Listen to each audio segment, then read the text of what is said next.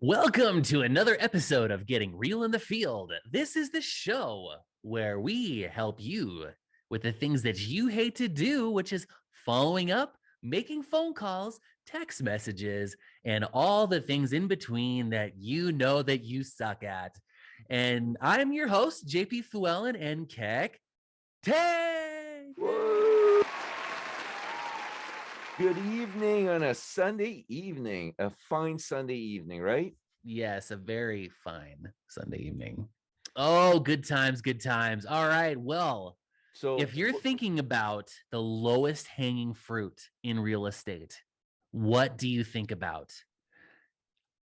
expired listings Ooh, and for sale by owners. yes. And So today's episode is all about the lowest hanging fruit, expireds, and FSBOs. All right.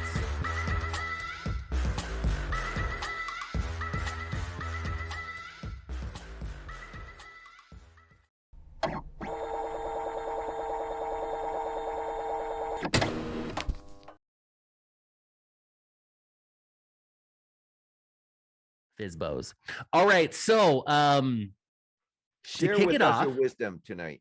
so the thing is, like, especially now, for sale by owners, the reason why they are for sale by owners is either one of two things. Either one, they had a really horrible experience with a real estate agent, or number two is that they have either they don't find the value in a real estate agent, or they don't think that they're worth the money. And so the only way you're going to get past that is to demonstrate value. Yeah. So and then a lot of times you can find these properties, on Zillow and realtor.com and all, and for sale by owner.com, and track the amount of days they are on market. Introduce yourself, add value, whether that is, doing free open houses, or, creating free flyers, or just demonstrating some sort of value to that for sale by owner. Because um, if they don't see value in you, they're not going to use you, because they already have in their mind that a for sale by owner is that a real estate, sorry, they in their mind they think real estate agents are snakes. They're taking your money, they're not worth it, whatever it is. And and they really don't care that you can razzle dazzle them with stats. So Yeah. if you do that, you're just going to shut them off even faster. So don't try to take that approach with a for sale by owner. So there's a lot of really good experts out there in the for sale by owner arena if you just go out there and search for them. But it does take a little more time and energy and effort to get the onesie twosie for sale by owners. So as much as they are just right there, Yeah. a lot of times they're unrealistic in their price. So that's a big battle with for sale by owners, is that, it's like, well, where are you getting your comps from, and so you got to be aware of the trap with for sale by owners too, because what they'll do is they'll say, yeah, come on over, give me a price. And then you go there, you spend all this time on a CMA, yada, yada, yada. Next thing you know, they put it up for sale by owner at that price that you gave them. So you just gotta be careful if that's really worth your time and energy, getting involved in a for sale by owner, when you could take the same amount of time and just make phone calls and call your database, work through your database, so there's that. I'm kind of curious though. Yeah. Like, for the FSBOs, you're absolutely right. Like I always hear of, like, and my team always calls on the FSBOs as well too. And there's a couple of tips and tricks, but I'm kind of curious, like, what do you expect, or how do you handle the initial objection and getting through to them in the first, like, couple of minutes, to kind of set up an appointment? Any Sure. thoughts on that? So, you know, you got to come at it from the perspective of, initially that you have a buyer that's interested in their property. Yep, we do the Is if you same come thing. at it from that they'll smell it a mile away if you're trying to get a listing, you know. And then when you go to the house, you've got to create rapport and try to figure out a way to get past those walls of, you know, why is it that you're listing it yourself? Did you have a bad experience? You know, are you, how long are you going to try to sell it yourself before you'd consider listing it? Yeah, yeah. Those types of questions. Okay. Um, the other thing is like, hey, if they're not willing to list it, then at least use their for sale by owner as a tool to pick up some buyers, you know? So, and so in this market, I agree with you. One of the tips that we always use is say, hey, I've got my agent that's coming by and going to be in the area tomorrow. Um, he or she is currently helping out some of their clients and looking in this particular area. Would you like, would it be okay for me to kind of take a look at your place and then start the conversation? That sets up the appointment there, Yep. right? And then take it from there. But what about for expired listings? Same thing. So expireds are are tricky because a lot of them have been sold. They either expired because they True. wanted to, In this trick the market right now. system, change the price, whatever, because a lot of the expired listings, you got to be careful with those too, because um a lot of MLS are set up to where you have to expire the listing and then put it back on 3 or 4 days later so that the days on market reset and stuff like that. So there's a few of those little things. Sure. But expired listings are usually something went wrong, whether it was the situation has changed from the seller, or that it was listed and they were promised a lot of things that didn't happen, whether it was the marketing or the pricing or something went wrong. But you've got it a lot of times that you got to get these guys, like, you got to set up some sort of alert system with your expireds because they're on to the next agent like immediately. Um, so you've got to those situations, you're typically trying to solve a problem. Sure. What is it why did it expire? you know, Try to dive deep into, whatever happened. A lot of times, like withdrawn listings, a lot of times are even more so that issue. They withdrew the listing because it was like a disaster. You know, hey, you said you were going to do all this glorious Facebook marketing and take professional photos and this, that, and the other thing, and you didn't do any of it. And so we pulled the listing. And then you also got to be ready for you realtors. You're the fourth one today, So Yeah. you just get ahead of that right away and just make that phone call and say, hey, I know you got a lot of calls today. And if you Yeah. didn't, then you will, you know? And, So and, I, you know, I I will tell you though, for expired listings, you're right. If you are either be the first or be the last, because if you're the first, then okay, that's the first, then they're not sick and tired of it. But I'm sure they'll get about 10 agents calling them right away. Now, I will tell you though, here's the tip that we've used and it's been effective is like, don't call them right away. Call them actually a couple of weeks when things start dying down and they're not getting overwhelmed with phone calls, and then call them. yeah. Hey, I noticed that it's been a couple of weeks. Have you decided on an agent yet? Or I know they were just clamoring all over you. Here's how we're different. Right? No pressure. That's why we didn't call you right away. And take it from there. That's one of the tips that has worked out for our team in terms of calling as well too. Yeah, So I would 100% agree with that. The only downside to that is that if there's a sense of urgency, then you might miss out, is the true, only missing piece of that. true. It's a chance. I say call at the very beginning and then call towards the end too. Yeah. Yeah. But okay, so now you said, hey, call your spheres. Easier or what's easier, calling your spheres or calling these expires and FSBOs? So easier in terms of the access to the people Yeah. and the easier conversations are calling your sphere. But from a psychology standpoint, calling your sphere is harder in a lot of ways because we we get caught up in this idea like, oh, I know I sold them a house 5 years ago.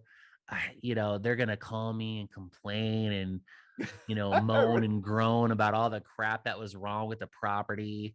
And I just don't want to have that conversation, and 99.9% of the time, they're like, oh, it's been a while. Thanks for calling.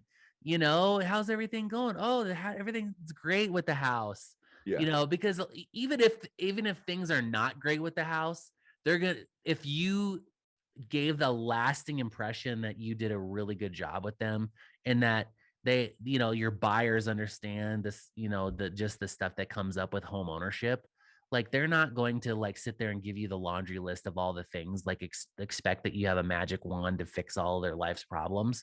They might be Yeah. like, dude, we got to get out of this house. Get us out of this house. You sold it to us. You get us out of it. And then back in my mind, I'm going, heck yeah, let's do this because I get another listing, like or we're so done, we've outgrown this house. Like Yeah. Sherry, my wife, she just sold a house to a gal last year and she outgrew it already because she got a boyfriend who got kids or whatever. And so now they're like, we outgrew this house like literally the day we moved in. So she's like, so they're gonna list it in less than a year. Wow. So That's awesome. so don't discount the sphere of influence. That's the easiest, lowest hanging fruit outside of the two we just talked about Yeah. because they already know, like, and trust you, or at least they know you and they might like you, but they may not trust you. So you just got to rebuild that rapport because now you're more seasoned. I only had that happen to me one time where that backfired on me. I was only an agent for like 3 years at the time. Now at this time I'd been in the business for like 7 or 8 years, so I've learned a lot of things. And a client of mine that I thought was a buddy of mine Yeah. like used all of that against me. He's like, how did you not know that there was not a plug-in in the bathroom? And I was like, dude, I'm not an inspector. Like, I don't walk around the houses counting the plugs. Like, how was I supposed to know? Yeah, but in the back of his mind, he's like, you should have known better. Like that, the whole thing was just like, you should have known better, that all this Oh stuff. And I was man. like, oh my gosh, dude, are you You, kidding me right now?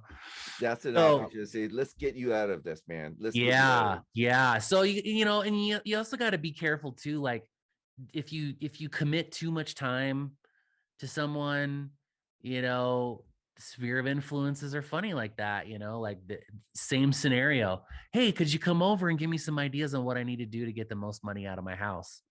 I went over to his house like 4 or 5 different times and showed him what to do and how to get the highest value. He even said, could you give me a CMA? I And gave him a then CMA and then he listed it with somebody else at the price I gave him. you're kidding me.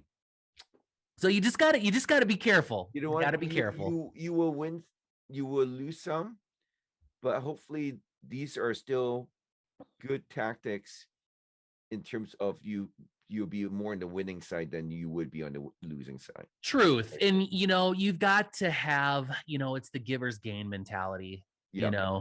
You got to give more. And some people will appreciate it and some won't. But I think when you put goodness into the universe, like people will notice that. Yeah. And and anybody that's watching this that's a real estate agent that's done any level of higher production will understand, like, it's just part of the game, man. It's cutthroat, it's ruthless, it's brutal. Yeah. It's every client knows 5 agents, and you just got to outshine, you got to outgive, you got to outperform, and you just got to show up every day, just like you do with your CRM. You got to get in and you got to show up and you got to make calls. Yeah. It's the suckiest part of the job, but the fortune is in the follow up. And automating all of that stuff will alleviate so much of that mundane and monotony in your business. And if you Yep. just continue to grind and continue to move forward and you have big goals, big dreams, you're going to get what you want out of life, you know? Yeah. So For sure, man. Great ideas, actually. Really, that's really like really helpful, I think, for getting more listing leads, especially. yeah, and if and you know, you got to list to last. I mean, I heard that from my broker and I didn't understand what he meant. He's like, nah, dude. He's like, you got to list to last because then you have full control of the market in terms of like like, you know, to be in real estate, if there's no product to sell, you could have all the buyers in the world, That's you right. know? And I didn't believe him because at the time, this is 2010, 11. There was like tons of foreclosures and tons of houses to buy. And, the market, we had 4, 5, 600 houses on the market at any given time. So when you had a buyer, it's like, yeah, there's always going to be houses to sell. And then boom, then this happens. And then there's like, okay, 15 buyers in one house. Yeah, that doesn't work out so well. So, but yeah, so just if you can master the listing leads, then you'll be around for a really long time. Yeah. So That's a great tip, man. Great tip, especially in this tight market. And you've got a lot of buyer leads, but if you want to get some seller leads, listing leads, take heed and listen to the man. Vanilla Ice said it best. Take heed, because it's a lyrical. I don't really remember. It's in his lyrics. It's a Vanilla Ice lyric, but oh my gosh. because you got to rock a mic like a vandal. That's what I'm saying. There So someone's gonna type in the chat Vanilla Ice lyric. Here it is. Oh man. Okay. Oh, it was take heed because I'm a lyrical poet. Miami's on the scene, just in case you didn't know it. There you go. Oh, there you go. That's there it was. I like boom. That. All right. Well, I think that concludes this episode. Don't you think, Kekh? I think so. It's All right, man. Good end to it. Yeah. So if anybody wants to know what's going on in your world, how do they get a hold of you? Check us out, Fieldnotes.ai. It's our website. And if you want to get a hold of me directly, the number is 425-740-0260. Perfect. And if you guys want to get a hold of me, you can reach me at jp@titanreteam.com, or you can text me 307-772-1184, or you can go to jpfluellen.com, or you can go to the Google machine, type in the J, the P, and the F, and the L. No, I'm just kidding. I'm not going to go do the whole thing. I'm the only one on planet Earth, so you just go ahead and type that into the Google machine and all of my socials will pop up. So if you guys want to have some more fun with me, you guys can check me out on my YouTube channel, JP Fluellen. And make sure you guys like, subscribe, hit the alert button, because we put this content out a couple of times a week. And we love chatting with all of you guys and having a lot of fun, giggling and laughing. And because when you get older, you're just a little kid in a wrinkly skin suit. You know what I mean?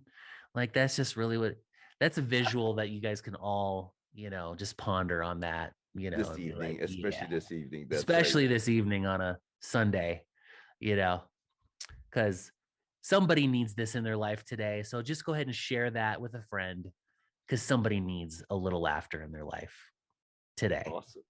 All right. We'll catch you guys on the next episode of Getting Real in the Field. Peace.